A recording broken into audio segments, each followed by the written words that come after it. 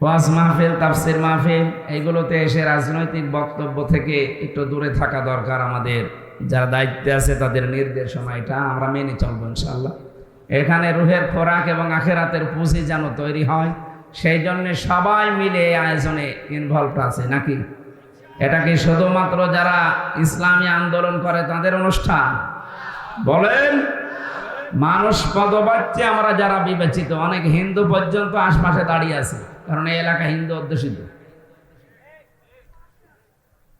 Wine আহাদুম মিনাল মুশরিকিন ইস্তাজারাকা ফাজিরহু হাত্তা ইয়াসমা কালাম আল্লাহ। আল্লাহ বলেন, হে নবী, মুশরিকদের কোন দল যখন, যারা আল্লাহকে বিশ্বাস করে না, কোরআনকে যারা বিশ্বাস করে না, এরাও যদি কোরআন শুনতে আসে, এর বাণী এত মধুর ভাবে আমি আল্লাহ বানিয়েছি, ওদেরকে আপনি নিরাপদে এটা শোনার ব্যবস্থা করে দেবেন। সুতরাং আশপাশে যারা শুনছেন, আপনি স্থির ভাবে আল্লাহর কোরআন শোনেন। এটা যেমন মুসলমানের জন্য, এটা অমুসলিমের জন্য। কালকে আপনারা জানেন পরিবারের 5 জন সদস্যর 4 জন এসে মুসলমান হয়ে গেল চাঁপাইনবাবগঞ্জ কানসাটে। ওর মাকেও বলেছিল, ওর মা বলেছে না, আমি এখন হব না। বাবা, 2 ছেলে 1 মেয়ে, 4 জন এসে কোরআনে কারিমের এই তাফসির ওরা বসে বসে শুনছিল। 1 ঘন্টা 15 মিনিট কথা বলেছিলাম। এরপরে এসে বলছে, আমাদের ধর্মে আমরা আর থাকতে চাই না, শান্তির ধর্ম পৃথিবীতে একমাত্র ইসলাম, আপনি আমাদেরকে ইসলামে দীক্ষিত করান। বিশ্বনবী মুহাম্মদুর রাসূলুল্লাহ সাল্লাল্লাহু আলাইহি ওয়াসাল্লাম নবুয়ত পাওয়ার পর নবীজিকে আল্লাহ যে সমস্ত আয়াতগুলো দিয়েছিলেন প্রচার করার জন্য প্রাথমিক অবস্থায়, তার ভেতরে এটা একটা, ওয়ানদির আশিরাতাকাল আকরাবিন। হে নবী, আপনার নিকটবর্তী যারা আছে এদেরকে সতর্ক করেন।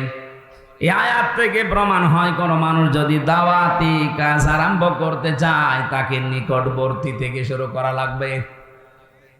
আমার সবচাইতে নিকটে থাকে আমার স্ত্রী, আমার সন্তান, আমার বন্ধু, আমার মা বাবা। কথা বলেন না কেন? এই জন্য আমরা যদি দাওয়াতি কাজ আরম্ভ করি, আমাদের নিজেদের বাড়ি থেকে শুরু করা লাগবে। আমি এখান থেকে চলে যাচ্ছি আমেরিকা, অথচ আমার বউ নামাজ পড়ে না, আমার ছেলে এখনো ডাল খাওয়া ছাড়েনি, এখনো বাবা অভ্যস্ত। কোন কারণে আমার অত দূর যাওয়া লাগবে? আমি আগে ঠিক করা লাগবে আমার নিজের স্ত্রীকে, আমার সন্তানকে। কারণ আল্লাহর নির্দেশ হচ্ছে, ইয়া আইয়ুহাল্লাযীনা আমানু ও আনফুসাকুম ওয়া আহলিকুম নারা। ইমানদার যদি দাবি করো, নিজেকে আগে জাহান্নাম থেকে বাঁচাও, এরপরে তোমার আহাল পরিবার যারা আছে তাদেরকে চেষ্টা করো। এই আয়াত থেকে প্রমাণ পাওয়া যায় 2টা। নিজে জাহান্নামের আগুন থেকে বাঁচা ফরজ। কি বলেন? বলেন। কিন্তু আহাল পরিবারকে বাঁচানো ফরজ না, চেষ্টা করা ফরজ। আমরা চেষ্টা করে যাব, চেষ্টার বিভিন্ন ধরন আছে। বাংলাদেশে বহু ইসলামী দল তাদের কর্মসূচি দিয়ে পরিবার থেকে রাষ্ট্র পর্যন্ত মানুষকে বাঁচানোর, সতর্ক করার চেষ্টা করছে। আপনাদেরকে আমি আহ্বান জানাই, কোন দলে যদি ইনভলভ হয়ে নাও থাকেন, পরিবারে প্রতি সপ্তাহে 2 দিন নিজের স্ত্রী, মা বাবা, সন্তান সন্ততি এদেরকে নিয়ে বসে কোরআনের কোন আয়াত থেকে, নবীর কোন হাদিস থেকে তেলাওয়াত করে ব্যাখ্যা সহ একটু শোনান। 15 মিনিট, আধা ঘন্টা, 1 ঘন্টা পরিমাণে যদি সপ্তাহে 2 দিন করেন, দেখবেন পরিবর্তন আসতেছে। নবীজিকে আল্লাহ যখন এই আয়াতটা দিলেন, বিশ্ব নবী ফিরে আসলেন, সর্বপ্রথম তার নিজের স্ত্রীকে আল্লাহ নবী দাওয়াত দিয়েছিলেন, সঙ্গে সঙ্গে স্ত্রী দাওয়াত কবুল করেছেন। শুধু করেন নাই তা না, 5টা জিনিস হযরতে খাদিজা বলেছিলেন নবীকে। এখানে আমরা যারা স্বামী আছি, এই স্বামীগুলোর জন্য যদি কোনো স্ত্রী এই 5টা কথা বলতে পারে, সেই স্বামী যেন বিশ্বাস করে সে নবীর আদর্শের উপরে আছে। এই খুব খেয়াল করবেন। বিশ্ব নবী যখন ওহী নিয়ে আসলেন, ডাক দিয়ে বললেন, ইয়া খাদিজা সাম্মিলুনি সাম্মিলুনি, আমাকে ঢেকে দাও, আমি ভয় পেয়েছি, আমার মনে হচ্ছে আমি আর বাঁচবো না। হযরতে খাদিজা বলেন, কি কি হয়েছে আমারে শোনান। ওরা কাহিনী তাকে শোনালেন যে এরকম একজন এসেছিল, বুকে চাপ দিয়ে আমারে 3 বারের পরে বলিয়েছে, ইকরা বিসমি রাব্বিকাল্লাযী খলাক। হযরতে খাদিজা আয়াতগুলো শোনার পরে তিনি বললেন, হে আমার স্বামী, হে আবুল কাসেম, কাসেমের পিতা, আপনি ভয় পাবেন না। আল্লাহি মা ইখজিকাল্লাহু আবাদান। প্রথমের শব্দেই তিনি আল্লাহর কসম দিলেন।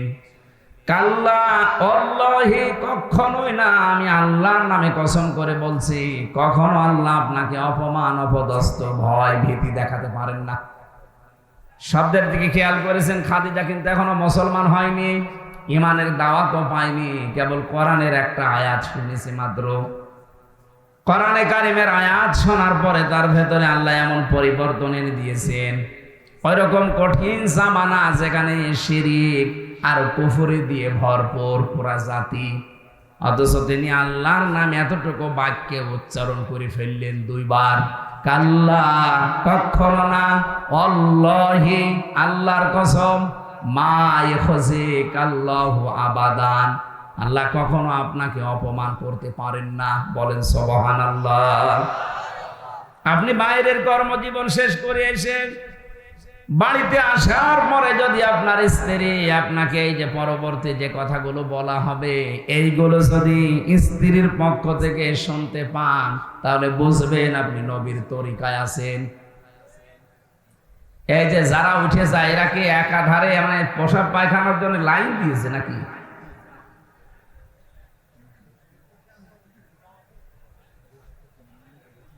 আমি শেষ করে দেব না? একটু ওঠাউঠি করলে সমস্যা হয়। ওঠা যাবে না ভাই, আপনার একটু কষ্ট হলেও একটু সময় থাকেন। কালকের পরের দিন এখানে আপনি যতই মাইকিং করেন, এ মানুষ পাবে না।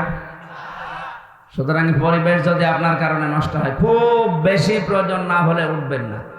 দেখা যাচ্ছে একেবারে আপনার কাজ শেষ, তখন উঠে চলে যাবে। আর আমার মনে হয় যুবক মানুষ না ওঠায় ভালো। হ্যাঁ, যুবক মানুষও যদি 1-1.5 ঘন্টা বসে থাকতে না পারে, তো ও বিয়ে দিলে ওর বউ টেকবে। শেষে তো বদনাম হয়ে যাবে নওগাঁ জেলা। আর এই জেলায় কিন্তু আর কেউ মেয়ে বিয়ে দেবে না, কারণ এখানে বহু মেয়ের বাপ বসে আছে। কথা বলে না কেন? উনি শুধু ওয়াজ শুনতে আসে না, উনি মেয়ে জামাই খুঁজতেও এসেছে। এই জন্য আপনি যেন এরকম ভুল করেন না, শেষে যে দেখবে যে তো না। নওগাঁবাসী এবার নিজের সাথে মিলাবেন হাদিসটা। খাদিজাতুল কুবরা রাদিয়াল্লাহু তাআলা আনহা তিনি বলেছিলেন, হে আমার স্বামী, ইন্নাকা লা তাসিলুর রিহমা, আপনি তো রক্তের সম্পর্ক ঠিক রাখেন, আপনি তো রক্তের সম্পর্ক নষ্ট করেন না। তাহলে আল্লাহ আপনাকে ভয় দেখাবে কোন কারণে? কোন জিন, ভূত, পরী যাই ভয় দেখায় মানুষদেরকে, কোনো কিছু আপনাকে ভয় দেখাতে পারে না, আমি বিশ্বাস করি। কারণ আপনি এই 15 বছর সংসারে আমি দেখলাম কোনোদিন রক্তের সম্পর্ক ছিন্ন করেননি। বাংলার মানুষেরা, এই পৃথিবীতে যারা রক্তের সম্পর্ক ছিন্ন করে না, যারা ঠিক রাখে, তাদের ভেতর থেকে আল্লাহ সব রকমের ভয় দূর করে দেয়। অথচ এখানে বহু হাজি বসে আছে, নিজের ভাইয়ের সাথে আজ 3 বছর কথা বলে না। কথা বলে না কেন? কারণ কি? ওই 1 বিঘত জায়গা নিয়ে মারামারি ছিল। দুনিয়ার এই কোনো বিষয় নিয়ে কেউ যদি দুনিয়ার কোনো মানুষের সাথে, বিশেষ করে যাদের সাথে রক্তের সম্পর্ক আছে, এরকম কোনো মানুষের সাথে যদি আপনি সম্পর্ক নষ্ট করে দেন দুনিয়ার কোনো স্বার্থের কারণে, কোরআনে হাদিসে যা পাওয়া যায়, এরকম যদি 3 দিন কেটে যায়, কথাবার্তারা যদি আপনি ফিরে আসতে না পারেন, আপনি মারা গেলে বেঈমান হয়ে মরবেন, ঈমান পাবেন না। অথচ দেশে বহু মানুষ 3 দিন না 30 বছর ভাইয়ের সাথে কথা বলে না। আমি কুষ্টিয়াতে 10 সালে যে ওসি সাহেবকে পড়াতাম, যখন আমাকে গ্রেফতার করেছিল, ওর পরের বছর উনি আমারে বলতো মাঝে মাঝে যে আমার জীবনে বড় আফসোস, আমার দুঃখ, আমার নিজের আপন ভাই আমার সাথে আজ প্রায় 7 বছর কথা বলে না। কারণ কি? কারণটা হচ্ছে যে জমি ভাগ করার সময় মাত্র 1 বিঘত না 1 হাত জমি যেন একটু বেঁধে গিয়েছিল এই নিয়ে। অথচ এই ভাইটার জন্য ছোটবেলায় মাথার ঘাম পায়ে ফেলে কত কষ্ট করে কোলে কাঁখে পিঠে নিয়ে মানুষ করেছে। ওই কথাগুলো একটু মনে পড়ে না আপনার? আপনার স্ত্রীর কান পড়ার কারণে আপনার ভাইয়ের সাথে আপনার রক্তের সম্পর্ক আপনি নষ্ট করে ফেলেছেন। আপনি বিশ্বাস করে নিতে পারেন বিভিন্ন ভয় আপনার মনে আল্লাহ ঢুকিয়ে দেবে। আমি কথা বোঝাতে পেরেছি? আল্লাহ যখন সব সৃষ্টি করা শেষ, তখন এই যে রেহেম বলা হয়, যেটা রক্তের সম্পর্ক, এইটা আল্লাহর কুদরতি যে মাজা আছে এটা চেপে ধরলেন, ডাক দিয়ে বলেন, রব্বুল আলামিন তুমি তো সবার জন্য সব করলে, তা আমার ব্যাপারে তুমি তো কিছু বললে না, আমার ব্যাপারে কিছু বলবা তো। আল্লাহ বলেন, তোমার ব্যাপারে আমার কথা হচ্ছে, দুনিয়া যারা সম্পর্ক তোমার সাথে রাখবে আমি তাদের সাথে আছি, যারা তোমার সাথে সম্পর্ক রাখবে না আমি আল্লাহ তাদের সাথে নেই। কিতাবুন উনজিলা ইলাইকা ফালা ইয়াকুন ফি সাদরিকা হারাজুম মিনহু লিতুনযিরা বিহি ওয়া যিকরা লিল মুমিনিন। হে নবী, যে কিতাব আপনাকে দিয়েছি এটা দিয়ে যখন মানুষদেরকে সতর্ক করবেন, তখন আপনার মনের ভেতরে কোনো সংকীর্ণতা, কোনো দ্বিধাদ্বন্দ্ব, ভয় ভীতি, সংশয়, সন্দেহ এগুলো যেন আপনার মনে জায়গা না পায়। তাহলে কোরআন আমরা যারা প্রচার করতে আসি, কে বেজার হবে কে খুশি হবে এইদিকে তাকাতে গেলে চলবে? বলেন, দেখা লাগবে আল্লাহর এই কথাগুলো যাদের সামনে আমি উপস্থাপন করার সুযোগ পেয়েছি, আমার ভেতরে যেন কোনো সংকীর্ণতা কাজ না করে। হারাজন শব্দটার ব্যাখ্যা করতে গিয়ে তাফসীরে মুফাসসিরিন ইকরাম দুইটা ব্যাখ্যা দিয়েছে। এক নম্বরে, হে নবী, আপনি যখন কোরআন প্রচার করতে যাবেন দেখবেন অনেক মানুষ সেখানে বসা আছে যারা আপনার বক্তব্য না বোঝার কারণে এরা রাগ করবে, মন খারাপ করবে। এরকম মানুষ দেশে আছে। দ্বিতীয় হচ্ছে, যারা কোরআনে কারিমের আলোচনায় আসবে তাদের ওই এলাকায়, তাদের ওই দেশে আবহমান কাল থেকে বহু নিয়ম নীতি মানুষ ইবাদত মনে করে পালন করছে। আপনি যদি কোরআনে কারিমের তাফসীর করেন, ওইগুলো তো টিকার কথা না, কারণ অধিকাংশ মানুষ বানানো ইবাদত করে আমাদের এই সমস্ত দেশগুলোতে। আমি প্রায় 43টা পেয়েছি। সুতরাং আমরা বানানো ইবাদতে যারা অভ্যস্ত, যেগুলোকে আমরা বেদাত বলি, কি বলি বলেন তো? এই বেদাত যারা করেন, যারা শিরিক করেন, কুফরি করেন, যারা জুলুম করেন, কোরআনে কারিমে তাদের পক্ষে বলার মতো কোনো কথা আল্লাহ দিয়েছেন? বলেন না কেন? এই জায়গায় সমস্যা নাকি? একটু তাড়াতাড়ি বসা লাগবে। মুরব্বী, এটা 2-3 বার বলাও যায় না, খুব ঝামেলায় আছে। মোশতাক ফয়েজি ভাই কি একটা স্লোগান দিয়ে গেল, ছাতা এখন সারা দেশে, কাউকে মুরব্বী বলা যায় না। ঠিক আছে ভাই, একটু তাড়াতাড়ি বসেন ভাই। আমার শরীরের যে কন্ডিশন, ডাক্তার এই যে 10-12 দিন আমি হাসপাতালে পড়েছিলাম, ডাক্তাররা বারবার জানাচ্ছে আপনার রক্তের হিমোগ্লোবিন নাকি যেন আছে, এটা কমে যাচ্ছে, রাত জাগবেন না, সর্বোচ্চ রাত 9টা-10টার ভেতরে যেন অনুষ্ঠান শেষ হয়ে যায়, এরকম অনুষ্ঠান কিছু নেবেন, মাঝে মাঝে গ্যাপ দেবেন। যেহেতু তো পারা যাচ্ছে না, আপনাদেরকে আমি সেই মাগরিবের পর থেকে এসে বলছি তাড়াতাড়ি করবেন, তাড়াতাড়ি করবেন, আপনারা দেরি করে ফেলেন। আগামীতে কোনো জায়গায় আশপাশে যদি আসে একটু তাড়াতাড়ি দেবেন, কারণ আমি শরীরকে আমার কন্ট্রোলের বাইরে চলে যাচ্ছে। আশা করছি কথা বন্ধ করেন, এখানে মোবাইলে যারা কথা বলেন একটু পরে বলেন। হ্যাঁ, তাহলে আমরা বলছিলাম কোরআনের কথা বলতে গেলে যারা জুলুম করে তাদের পক্ষে কোনো কথা আছে? যারা বেদাত করে তাদের পক্ষে কথা আছে?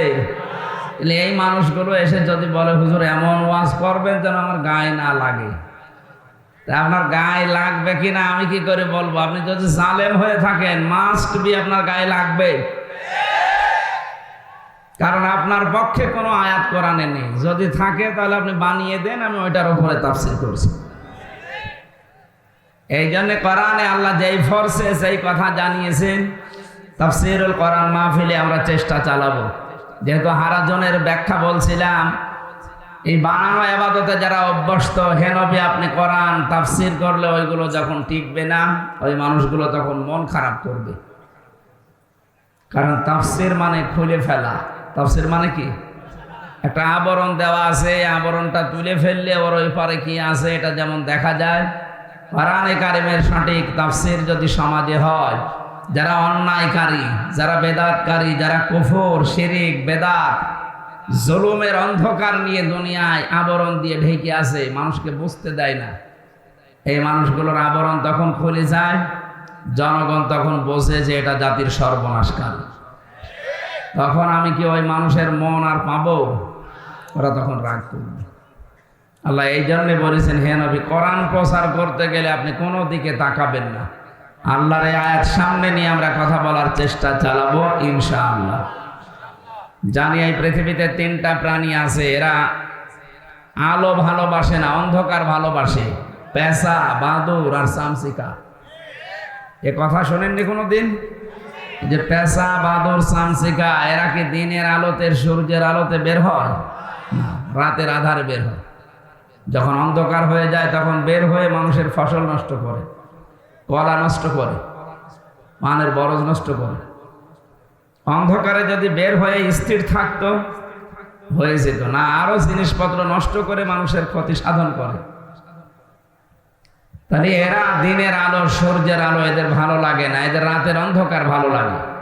এই জন্য এদের নামও ওই রকম, পেঁচা, বাবু, চামচিকা। এর নাম যা মনে হচ্ছে চেহারা খুব সুন্দর নাকি? কেউ যদি পেঁচা একবার দেখে, ওকে মনে মনে ভাববে যে আল্লাহ আমার আর একবার দেখাও। ওর নামও সেই রকম, ওর চেহারা ওই রকম। কি কথা বুঝতেছে? এই জন্য এরা যেহেতু মানুষের ক্ষতি সাধন করে, যেই মানুষগুলো এই পৃথিবীতে কোরআনের আলো, দিনের আলো, ইসলামের আলো সহ্য করতে পারে না, তখন তারা জুলুমের আলো, জুলুমের অন্ধকারের পথ, শিরিকের অন্ধকারের পথ, বেদাতের অন্ধকারের পথগুলো বেছে নেয়, নিয়ে মানুষের ক্ষতি সাধন করে, মানুষের ইমানের, মানুষের আখেরাতের এবং দুনিয়ার। এদের সামনে কোরআনের তাফসীর করলে ওদের আবরণ ওগুলো খুলে চলে যায়, মানুষ তখন বোঝে যে এ তো সর্বনাশ করছে। তখন ওরা মন খারাপ করে, রাগ করে যে না, এরে যেন আর এলাকায় আসতে দেওয়া না হয়। আমরা এইটাই সারা দেশে দেখছি। তাছাড়া আমি আপনার কি শত্রু? কোরআনের কথা বলতে নিয়ে এসেছেন আপনি সেই কুষ্টিয়া থেকে, আবার ডিরেকশন দেন যে আপনি এটা বলবেন, এটা বলবেন না, মানে কি? আপনি জানছেন যে হ্যাঁ এরকম কিছু আছে যেগুলো আমি ব্যবসা করে খাচ্ছি, এগুলো বন্ধ হয়ে যেতে পারে। আমার ভেতরে যে নেফাকি আছে, মুনাফিকি আছে, এটা হয়তো বন্ধ হয়ে যাবে। এ কোরআন থেকে বললে আমার সর্বনাশ হবে, এই জন্য আপনার রাগ হয়। আমরা এসেছি আল্লাহর কোরআনে কারিম প্রচার করতে, সেইভাবে প্রচার করা দরকার আল্লাহ জানিয়েছে।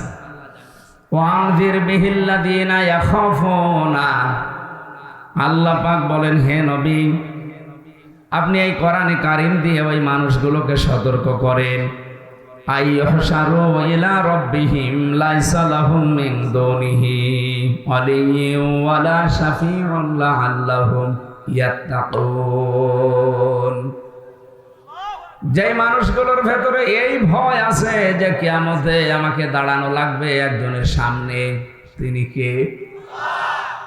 এই বিষয়টা যখন মানুষের ভেতরে 100% পয়দা হবে যে আমাকে কিন্তু দাঁড়ানো লাগবে আমার রবের সামনে, আইয়ুহশারু ইলা রাব্বিহিম লাইসা লাহুম মিন দুনিহি ওয়ালিয়্যুন ওয়ালা শাফিউ। সেখানে আমার সামনে, পেছনে, ওপরে নিচে কোনো অলি, কোনো বন্ধু থাকবে না, কোনো সুপারিশকারী থাকবে না। এই চিন্তা ভাবনা যাদের ভেতরে আছে আপনি কোরআন দিয়ে তাদেরকে সতর্ক করেন। ফাযাক্কির ফাইন্নাদ যিকরা তানফাউল মুমিনিন, কোরআনে কারিমের আলোচনায় কাজ হবে, উপকার হবে ওই মানুষগুলোর যাদের ভেতরে ঈমান আছে। আল্লাহ পাক জানিয়েছেন ফাযাক্কির বিল কুরআনি মান ইয়াখাফু ওয়াঈদ। So admonish and or by the Holy Quran him who fears my threat. এই কোরআন দিয়ে মানুষদেরকে সতর্ক করবেন যার ভেতরে আল্লাহর ধমকের ভয় আছে, আল্লাহর থ্রেটের ভয় আছে, তার কাজ হবে। কে বলছেন? সুতরাং আজকে আমরা যারা বলতে আসি আমরা কোরআন কেন্দ্রিক যেন আলোচনা করি, যাদের ভেতরে আল্লাহর দরবারে দাঁড়ানো এবং তার ধমকের ভয় ভেতরে আছে, যে মানুষগুলো বিশ্বাস করে যে না, যখন দাঁড়ানো লাগবে তার সামনে তখন কোনো ওলি, কোনো বন্ধু, কোনো সুপারিশকারী কেউ থাকবে না। এই বিশ্বাসে যারা সামনে বসবে লাআল্লাহুম ইয়াত্তাকুন,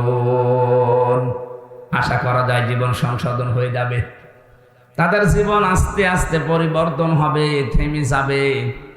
যেহেতু এটা শেষ জামানা চলছে, আমরা চাই আমাদের জীবন যেন পরিবর্তন হয়ে পরিশীলিত হয়ে আল্লাহর বাগান জান্নাতের দিকে এগিয়ে যায়। বলেন আমিন।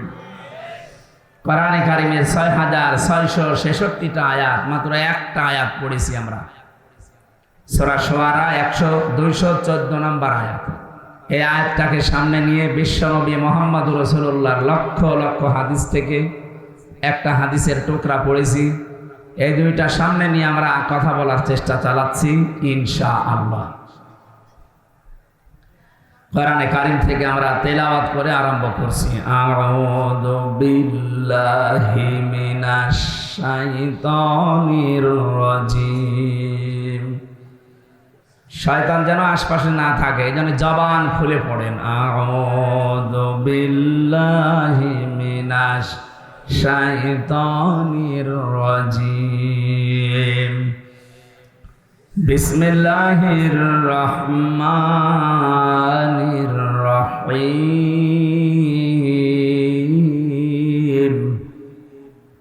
ওয়ানযির আশীরাতাকাল আকরাবিন। সাদাকাল্লাহুল আযীম। কোরআন যে যত অ্যাক্টিভ ভাবে মনোযোগ সহকারে মনোনিবেশ নিয়ে শুনবে, আল্লাহ তখন তাকে তাড়াতাড়ি হেদায়েত দান করবে। এই জন্য যেহেতু আমরা আরম্ভ করছি কোরআন দিয়ে, খুব অ্যাক্টিভ ভাবে শুনবে। বিশ্বনবী মুহাম্মদুর রাসূলুল্লাহর চাইতে এত বড় শিক্ষা দুনিয়ায় কেউ দিতে পেরেছে, কেউ পারবে কিয়ামত পর্যন্ত? তার এক একটা কথার ওজন কত দুনিয়ার চাইতেও ওজনওয়ালা বেশি ছিল, অথচ তিনি সবচাইতে বেশি জীবনে কথা বলেছিলেন বিদায় হজের ভাষণের দিন, মাত্র ২৭ মিনিট। কয় মিনিট? এই ২৭ মিনিটের ভেতরে এত কথা ছিল, কিয়ামত পর্যন্ত মানুষ শুধু চিন্তা ভাবনা করবে, এর কোল কেনারা পাবে না। আমরা ঘন্টার পরে ঘন্টা কথা বলি, আমাদের কথার ভেতরে কোনো মাল ম্যাটারেস নেই। এদিন আমি বলেই যাই, আপনি শুনিয়েই যান না, এরকম আমরা আর করতে চাই না। আমাদের যারা দায়িত্বশীল, তিনি আমাদেরকে জানিয়েছেন যখন জনগণের সামনে কথা বলবেন, ওই আসালি পাসারি উল্টাপাল্টা কথা বলে সময় নষ্ট না করে সরাসরি কোরআনে প্রবেশ করে মূল কথাগুলো যত তাড়াতাড়ি পারা যায় মানুষকে বোঝানোর চেষ্টা করে, মানুষকে আখিরাতমুখী করে। ওয়াজ মাহফিল, তাফসীর মাহফিল, এইগুলোতে এসে রাজনৈতিক বক্তব্য থেকে একটু দূরে থাকা দরকার। আমাদের যারা দায়িত্বে আছে তাদের নির্দেশনা এটা আমরা মেনে চলবো ইনশাআল্লাহ। এখানে রুহের খোরাক এবং আখিরাতের পুঁজি যেন তৈরি হয়, সেই জন্য সবাই মিলে এই আয়োজনে ইনভলভ আছে নাকি? এটা কি শুধুমাত্র যারা ইসলামী আন্দোলন করে তাদের অনুষ্ঠান? বলেন, মানুষ পদবাচ্যে আমরা যারা বিবেচিত, অনেক হিন্দু পর্যন্ত আশপাশে দাঁড়িয়ে আছে, কারণ এই এলাকা হিন্দু অধ্যুষিত। ওয়াইন আহাদুম মিনাল মুশরিকিন ইস্তাজারাকা ফাজিরহু হাত্তা ইয়াসমা কালাম আল্লাহ। আল্লাহ বলেন, হে নবী, মুশরিকদের কোন দল যখন, যারা আল্লাহকে বিশ্বাস করে না, কোরআনকে যারা বিশ্বাস করে না, এরাও যদি কোরআন শুনতে আসে, এর বাণী এত মধুর ভাবে আমি আল্লাহ বানিয়েছি, ওদেরকে আপনি নিরাপদে এটা শোনার ব্যবস্থা করে দেবেন। সুতরাং আশপাশে যারা শুনছেন, আপনি স্থিরভাবে আল্লাহর কোরআন শোনেন। এটা যেমন মুসলমানের জন্য, এটা অমুসলিমের জন্য। কালকে আপনারা জানেন পরিবারের 5 জন সদস্যর 4 জন এসে মুসলমান হয়ে গেল চাঁপাইনবাবগঞ্জ কানসাটে। ওর মাকেও বলেছিল, ওর মা বলেছে না আমি এখন হব না। বাবা, 2 ছেলে 1 মেয়ে, 4 জন এসে কোরআনে কারিমের এই তাফসীর ওরা বসে বসে শুনছিল। 1 ঘন্টা 15 মিনিট কথা বলেছিলাম। এরপরে এসে বলছে আমাদের ধর্মে আমরা আর থাকতে চাই না, শান্তির ধর্ম পৃথিবীতে একমাত্র ইসলাম, আপনি আমাদেরকে ইসলামে দীক্ষিত করা।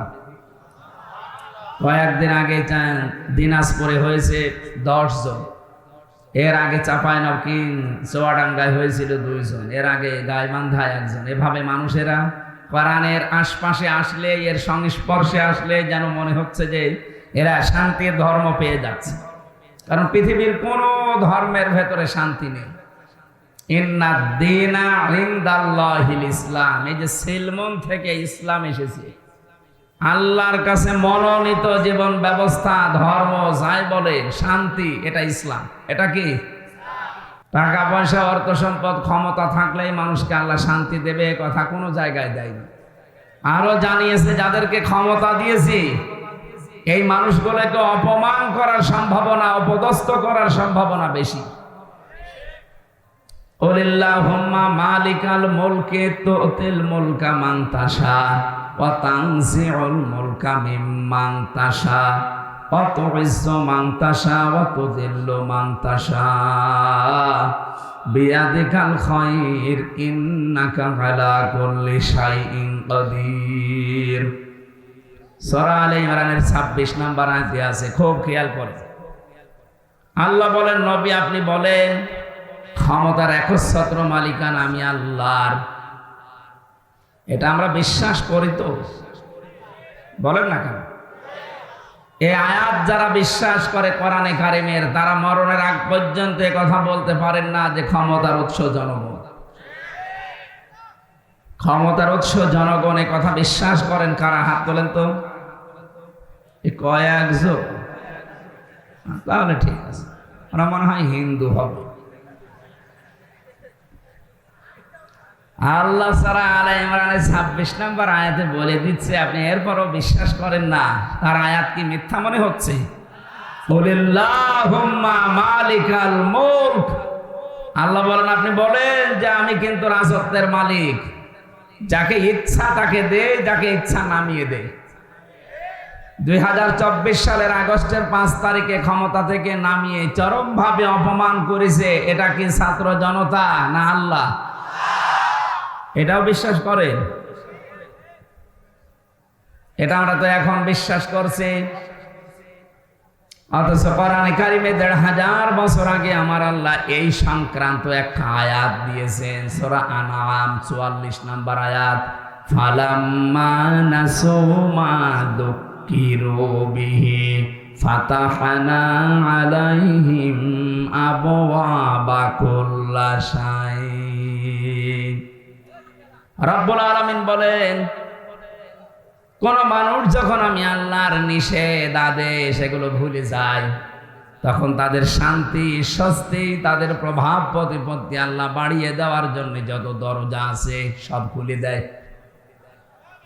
এখানে শব্দের দিকে খেয়াল করেন, ফাতাহনা, আমি আল্লাহ নিজে খুলে দেয়, এর ফাইল সরাসরি আল্লাহ।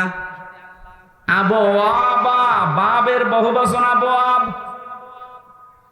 এই আয়াতটা আমার পড়ার পরে মনে হচ্ছে আল্লাহ মনে হয় 2024 সালের 5 আগস্টে নাজিল করেছে, অথচ এটা নাজিল হয়েছে 1500 বছর আগে। সুবহানাল্লাহ বলতে পারেন?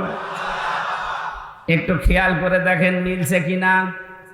যখন মানুষ আল্লাহর আদেশ নিষেধ ভুলে যায়, তখন আমার আল্লাহ তাদের জন্য যত নিয়ামতের দরজা আছে, যত রকমের শান্তি স্বস্তি আছে সব খুলে দেয়।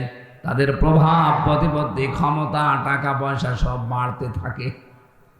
আপনি দেখেন 2006 সালের এই অক্টোবর মাসের 28 তারিখে এই বাংলাদেশে যখন জসিম ভাইয়ের মতো মানুষকে পিটিয়ে হত্যা করার পরে তার লাশের উপরে ড্যান্স দিয়েছিল, এটা শোনেননি কোনোদিন? দেখেননি?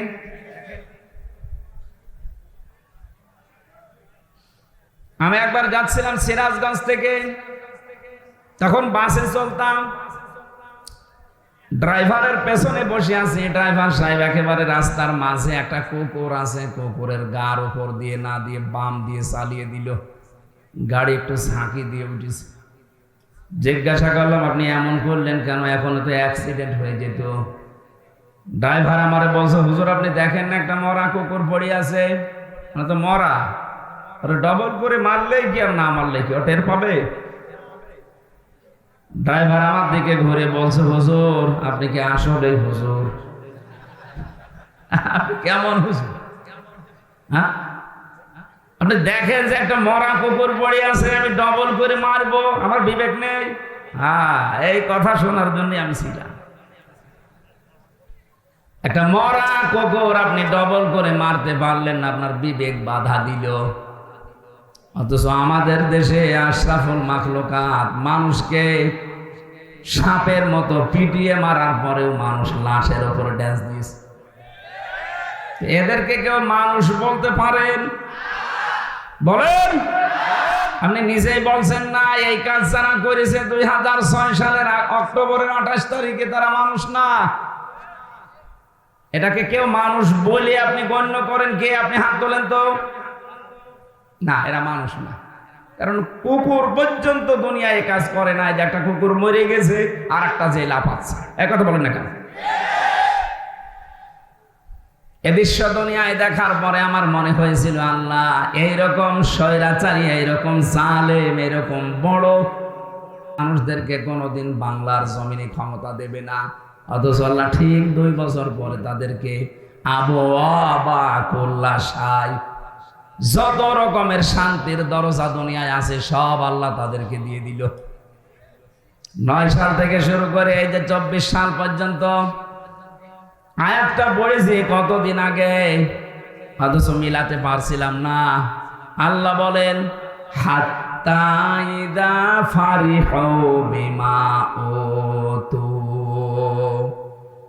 এই মানুষগুলো যখন আমার দানকৃত এই বস্তু নিয়ে আনন্দে মেতে আছে, আত্মহারা হয়ে গেছে, আমি আল্লাহকে ভুলে গেছে, আখাযনাহুম বাগতাতান, আমি আল্লাহ নিজে হঠাৎ করে তাদেরকে ধরলাম। এই যে আখাযনা একালিফ টান আছে, এটা জমা মুতাকাল্লিম। আল্লাহ বলেন আমি নিজে ধরেছি। হোম মানে তাদেরকে, বাগতাতান মানে আকস্মিক ভাবে। আপনি 2024 সালের 5 আগস্টের সাথে একটা মিলে যাচ্ছে। 15.5 বছর তাহলে ধরলো না কেন? 5 বছর পরেই মনে হয়তো আল্লাহ মনে হয় ধরবে ধরবে ধরবে। আল্লাহ বলেন কেন ধরিনি জানো? আমি ধরিনি তাদের এই কারণে, মানুষগুলোকে আমি ছাড় দিতে চেয়েছিলাম, দেখি কত দূর যেতে পারে। এমন জায়গায় তাদেরকে আমি হিট করলাম। আখাযনাহুম বাগতাতান, এই বাগতাতান মানে আকস্মিক ভাবে, হঠাৎ করে যে দুপুরের খাবার খাবে সে সময় পায়নি। 5টা মিনিট সময় নেবে যে জাতির উদ্দেশ্যে একটা ভাষণ লিখবো, আল্লাহ বলেন না সময় নেই, কারণ আমি বাগতাতান ধরেছি আমি নিজে। ফাইদাহুম মুবলিসুন, তারা হতাশ হয়ে গেছে। এই হতাশা থেকে এখনো পর্যন্ত অনেকে বের হতে পারে না। এই জন্য এখন সুর তুলেছে যে আমি পদত্যাগ করিনি। এত বড় শয়তানি কথা আপনি বলতে পারবেন? 2024 সালের 5 আগস্টের ভিডিও আছে, সেই পদত্যাগের পত্র পর্যন্ত এখনো আছে। আপনি না পাগল হয়ে বলছেন যে আমি করিনি, কিন্তু সেই লোকটা ভিডিও বার্তা দিয়ে বললো যে হ্যাঁ আমার কাছে জমা দিয়ে গেছে লিখিত, ও কি এখন পাগল হয়ে গেল? সুতরাং এরকম পাগল যেন আমাদের দেশে দায়িত্বে না থাকে, এরকম পাগল থাকার দরকার নেই। কারণ তার নিজের কথা সে নিজে মিথ্যাবাদী। এখন কথা বলেন না কেন? আমার রিমান্ডে নিয়ে আমার ওই সেই 9 সালের 10 সালের 12 সালের ভিডিওগুলো কাটিং করে করে 2 মিনিট 2.5 মিনিট আমার শোনাইতো। আগের কথাও নেই, পরের কথাও নেই, মাঝখানে এখানে প্রসাব করিবেন, না করিলে 50 টাকা জরিমানা। এইরকম বিষয় দিয়ে দিয়ে আমারে যেমন মানসিক যন্ত্রণা দিয়েছিলেন, আমার মনে হয় যে মানুষগুলো এখন 24 সালের 5 আগস্টে বললেন যে এই যে পদত্যাগপত্র সই করা, স্ট্যাম্প করা দুনিয়ার মানুষ দেখেছে, কত পত্রিকা, কোন টিভি মিডিয়া দেখেছে, হঠাৎ করে আপনাকে কোন পাগলে কামড়িয়েছে? এখন কোন কারণে আপনি এইটা বলছেন যে না আমার কাছে কোনো দলিল নেই? আমার মনে হয় এনাকেও ঠিক আমার মতো রিমান্ডে নিয়ে এটা দেখানোর দরকার। এই দেখে এনাটার কাট সাট করা লাগবে না, আসলটা দেখালেই হবে। যে দেখেন আমারে তো এইটাই দেখিয়ে বলেছিল যে আপনি বলেছেন। হ্যাঁ বলেছি, কিন্তু আগের কথা কই? আমি তো কথা বলতাম তখন 1.5 ঘন্টা 2 ঘন্টা, আগের কথাও নেই, পরের কথা নেই, মাঝখানে 1.5 মিনিট 2 মিনিট হয়তো ওই রকম হয়ে গেল। শেষে প্রসাদ না লাগলেও বলে আমি করি, 50 টাকা জরিমানা দেওয়া লাগবে। আমার মনে হচ্ছে ওনাকে এখন এরকম কোন পাগলে কামড়িয়েছে। হঠাৎ করে আপনি কোথা থেকে সুর তুললেন যে আমার কাছে দলিল নেই? দলিল তো সারা দুনিয়া এখন আছে। আপনি তো মিথ্যাবাদী হয়ে যাচ্ছেন, মানুষ আপনাকে কিন্তু পাগল বলবে। আর কোন পাগল দেশের দায়িত্বে থাকবে, দেশের 18 কোটি মানুষ মানবে না। এই মোবিলিজেশন হয়ে গেছে, ফায়দা হোক মোবিলিজেশন, পাগল হয়ে গেছে। হঠাৎ করে তারা হতাশ হয়ে পড়েছে। এই মানুষগুলো যে হতাশ হয়ে পড়েছে, এর পরের শব্দে আছে ফাকুতিয়া দাবিরুল কওমিল্লাযিনা যালামু। আল্লাহ বলেন জালেমদের শিকড় আমি কেটে দিয়েছি। জালেমদের যেহেতু শিকড় কাটা হয়ে গেছে, আর পৃথিবীর ইতিহাসে এটাই বলে কোন স্বৈরাচারের পতন হওয়ার পরে সে আবার ঘুরে দাঁড়িয়েছে, পৃথিবীর ইতিহাসে নেই। আপনি হিটলারের দিকে তাকান, কথা বলছেন এখন।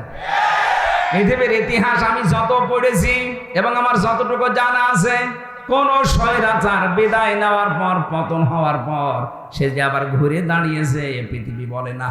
সুতরাং যে স্বৈরাচার বিদায় নিয়েছে ও ঘুরবে এ বিশ্বাসও করি না। যারা এখনো আশায় বুক বেঁধে আছেন, নিজের ভবিষ্যৎ নষ্ট করবেন না। এখনো পর্যন্ত চাই আছেন, যদি জনগণ জেনে ফেলে যে আপনিও এখনো ঠ্যাং ভেঙে ফেলবে। আমরা তো এই জন্য মাওলানা মামুনুল হক জেল থেকে বের হয়ে বারবার বলছে যে দেশে যারা জালেম ছিল, জালেমদের আপনারা তালিকা করে করে ছবি দিয়ে মোড়ে মোড়ে টাঙিয়ে দিন, এরা যেন কিয়ামতের আগে আর ঘুরে দাঁড়াতে না পারে।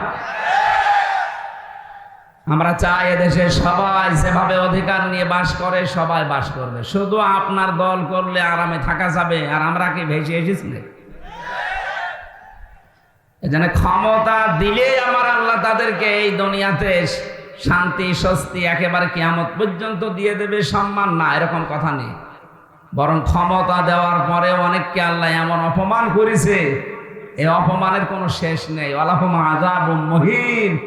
আল্লাহ বলেন অপমানজনক শাস্তি দিয়ে ঘিরে ফেলেছি। পৃথিবীর ইতিহাস এটা পাল্টাবে না। 100 বছর পরে হয়তো এখানে আমরা কেউ থাকবো না, কিন্তু ইতিহাসটা লেখা হবে। দেখেন 2-4 বছর যাক, এই জালেমদের 15.5 বছরের ইতিহাস ঠিক পাই টু পাই ওই এজিদের মতো লেখা হবে। এজিদকে 1500 পরে যখন এমন মানুষ এখন ঘৃণা করছে, জালেমদের ইতিহাস যখন লেখা হবে তখনও মানুষ পৃথিবীতে যারা থাকবে তারা ঘৃণা করবে আর বরদোয়া দেবে। এখন যদি কোনো হিন্দুকে এলাকায় বাস করে, যারা হিন্দু বলেন যে ভাই আপনার ছেলে হয়েছে, 10,000 টাকা দেবো, ছেলের নাম এজিদ রাখেন, নাম হইল এজিদ গালি একটা। এরকম সময়ও পৃথিবীতে আসবে যাদের নাম অনেক সুন্দর সুন্দর, এই নামগুলো আল্লাহ গালি মানিয়ে দেবে। এটা পৃথিবীর ইতিহাস। আল্লাহ বলেন আসরি, ইতিহাসের কসম দিয়েছে। পৃথিবীর সব কিছু উলট পালট হয়ে যেতে পারে, ইতিহাস কিন্তু মানুষ এটা সত্যকে সব সময় চেপে রাখে, ওগুলো সময় হলে বাস্ট করে দেয়। এই জন্য আমরা এমন কোনো কাজ যেন না করি, ইতিহাস আমাদের আস্থা করে যেন নিক্ষেপ না করে। এই জন্য ক্ষমতা পেলে আপনি শান্তিতে থাকবেন, আপনার সম্মান বৃদ্ধি হবে না, এটা মিথ্যা কথা। কোরআন বলছে ক্ষমতা দিয়েও মানুষকে আল্লাহ অপমান করতে পারে। আমরা সম্মান কোথায় পাওয়া যায় সেই দিকে এগিয়ে যাব ইনশাআল্লাহ। আজকের আলোচনার বিষয় সতর্কতা। কি বললাম? এই সতর্ক বাণী দিচ্ছে কে? সূরা শুআরা থেকে একটা আয়াত পড়েছি, আল্লাহ সতর্ক বাণী দিচ্ছেন আমাদেরকে। বিশ্বনবী মুহাম্মদুর রাসূলুল্লাহ সাল্লাল্লাহু আলাইহি ওয়াসাল্লাম নবুয়ত পাওয়ার পর নবীজিকে আল্লাহ যে সমস্ত আয়াতগুলো দিয়েছিলেন প্রচার করার জন্য প্রাথমিক অবস্থায়, তার ভেতরে এটা একটা, ওয়ানদির আশিরাতাকাল আকরাবিন। হে নবী, আপনার নিকটবর্তী যারা আছে এদেরকে সতর্ক করেন। এই আয়াত থেকে প্রমাণ হয় কোন মানুষ যদি দাওয়াতি কাজ আরম্ভ করতে চায় তাকে নিকটবর্তী থেকে শুরু করা লাগবে। আমার সবচাইতে নিকটে থাকে আমার স্ত্রী, আমার সন্তান, আমার বন্ধু, আমার মা বাবা। কথা বলেন না কেন? এই জন্য আমরা যদি দাওয়াতি কাজ আরম্ভ করি আমাদের নিজেদের বাড়ি থেকে শুরু করা লাগবে। আমি এখান থেকে চলে যাচ্ছি আমেরিকা, অথচ আমার বউ নামাজ পড়ে না, আমার ছেলে এখনো ডাল খাওয়া ছাড়েনি, এখনো বাবা অভ্যস্ত। কোন কারণে আমার অত দূর যাওয়া লাগবে? আমি আগে ঠিক করা লাগবে আমার নিজের স্ত্রীকে, আমার সন্তানকে। কারণ আল্লাহর নির্দেশ হচ্ছে ইয়া আইয়ুহাল্লাযীনা আমানু কু আনফুসাকুম ওয়া আহলিকুম নারা। ইমানদার যদি দাবি করো নিজেকে আগে জাহান্নাম থেকে বাঁচাও, এরপরে তোমার হাল পরিবার যারা আছে তাদেরকে চেষ্টা করো। এই আয়াত থেকে প্রমাণ পাওয়া যায় দুইটা, নিজে জাহান্নামের আগুন থেকে বাঁচা ফরজ। কি বলেন বলেন? কিন্তু আহাল পরিবারকে বাঁচানো ফরজ না, চেষ্টা করা ফরজ। আমরা চেষ্টা করে যাবো, চেষ্টার বিভিন্ন ধরন আছে। বাংলাদেশে বহু ইসলামী দল তাদের কর্মসূচি দিয়ে পরিবার থেকে রাষ্ট্র পর্যন্ত মানুষকে বাঁচানোর, সতর্ক করার চেষ্টা করছে। আপনাদেরকে আমি আহ্বান জানাই, কোন দলে যদি ইনভলভ হয়ে নাও থাকেন, পরিবারে প্রতি সপ্তাহে 2 দিন নিজের স্ত্রী, মা বাবা, সন্তান সন্ততি এদেরকে নিয়ে বসে কোরআনের কোন আয়াত থেকে, নবীর কোন হাদিস থেকে তেলাওয়াত করে ব্যাখ্যা সহ একটু শোনান। 15 মিনিট, আধা ঘন্টা, 1 ঘন্টা পরিমাণে যদি সপ্তাহে 2 দিন করেন দেখবেন পরিবর্তন আসতেছে। নবীজিকে আল্লাহ যখন আয়াতটা দিলেন, বিশ্ব নবী ফিরে আসলেন, সর্বপ্রথম তার নিজের স্ত্রীকে আল্লাহ নবী দাওয়াত দিয়েছিলেন, সঙ্গে সঙ্গে স্ত্রী দাওয়াত কবুল করেছেন। শুধু করেন নাই তা না, 5টা জিনিস হযরতে খাদিজা বলেছিলেন নবীকে। এখানে আমরা যারা স্বামী আছি, এই স্বামীগুলোর জন্য যদি কোনো স্ত্রী এই 5টা কথা বলতে পারে, সেই স্বামী যেন বিশ্বাস করে সে নবীর আদর্শের উপরে আছে। এই খুব খেয়াল করবেন। বিশ্ব নবী যখন ওহী নিয়ে আসলেন, ডাক দিয়ে বললেন, ইয়া খাদিজা সাম্মিলুনি সাম্মিলুনি, আমাকে ঢেকে দাও, আমি ভয় পেয়েছি, আমার মনে হচ্ছে আমি আর বাঁচবো না। হযরতে খাদিজা বলেন, কি কি হয়েছে আমারে শোনান। পুরা কাহিনী তাকে শোনালেন যে এরকম একজন এসেছিল, বুকে চাপ দিয়ে আমারে 3 বারের পরে বলিয়েছে, ইকরা বিসমি রাব্বিকাল্লাযী খলাক। হযরতে খাদিজা আয়াতগুলো শোনার পরে তিনি বললেন, হে আমার স্বামী, হে আবুল কাসেম, কাসেমের পিতা, আপনি ভয় পাবেন না। আল্লাহি মা ইখজিকাল্লাহু আবাদান। প্রথমের শব্দেই তিনি আল্লাহর কসম দিলেন।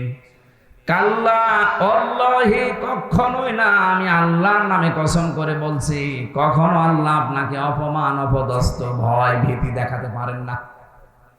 শব্দের দিকে খেয়াল করেছেন, খাদিজা কিন্তু এখনো মুসলমান হয়নি, ইমানের দাওয়াতও পায়নি, কেবল কোরআনের একটা আয়াত শুনেছে মাত্র। কোরআনে কারিমের আয়াত শোনার পরে তার ভেতরে আল্লাহ এমন পরিবর্তন এনে দিয়েছেন, ওইরকম কঠিন জামানা যেখানে শিরিক আর কুফরি দিয়ে ভরপুর পুরা জাতি, অথচ তিনি আল্লাহর নাম এতটুকু বাক্যে উচ্চারণ করে ফেললেন 2 বার। কাল্লা, কখনো না, আল্লাহি, আল্লাহর কসম, মা ইখজিকাল্লাহু আবাদান, আল্লাহ কখনো আপনাকে অপমান করতে পারেন না। বলেন সুবহানাল্লাহ। আপনি বাইরের কর্মজীবন শেষ করে এসে বাড়িতে আসার পরে যদি আপনার স্ত্রী আপনাকে এই যে পরবর্তী যে কথাগুলো বলা হবে এইগুলো যদি স্ত্রীর পক্ষ থেকে শুনতে পান তাহলে বুঝবেন আপনি নবীর তরিকায় আছেন। এই যে যারা উঠে যায় এরা কি একাধারে মানে পোশাক পায়খানার জন্য লাইন দিয়েছে নাকি?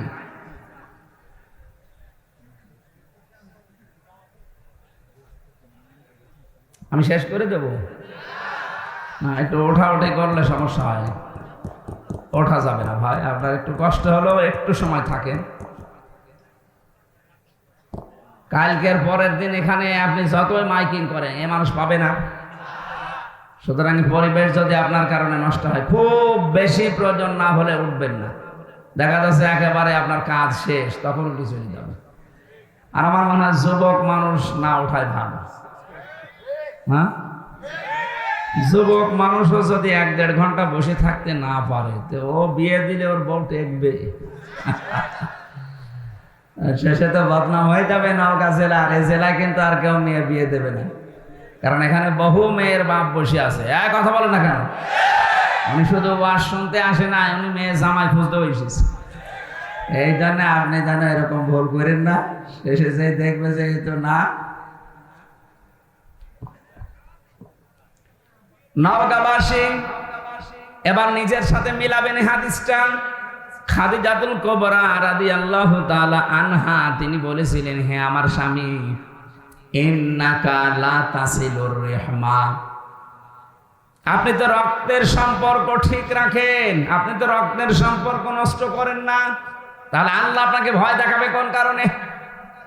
কোন জিন ভূত পরী যাই ভয় দেখায় মানুষদেরকে, কোনো কিছু আপনাকে ভয় দেখাতে পারে না আমি বিশ্বাস করি। কারণ আপনি এই 15 বছর সংসারে আমি দেখলাম কোনোদিন রক্তের সম্পর্ক ছিন্ন করেননি।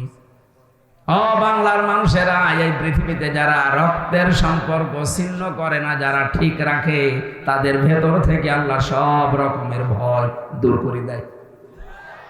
অথচ এখানে বহু হাজি বসে আছে, নিজের ভাইয়ের সাথে আজ 3 বছর কথা বলে না।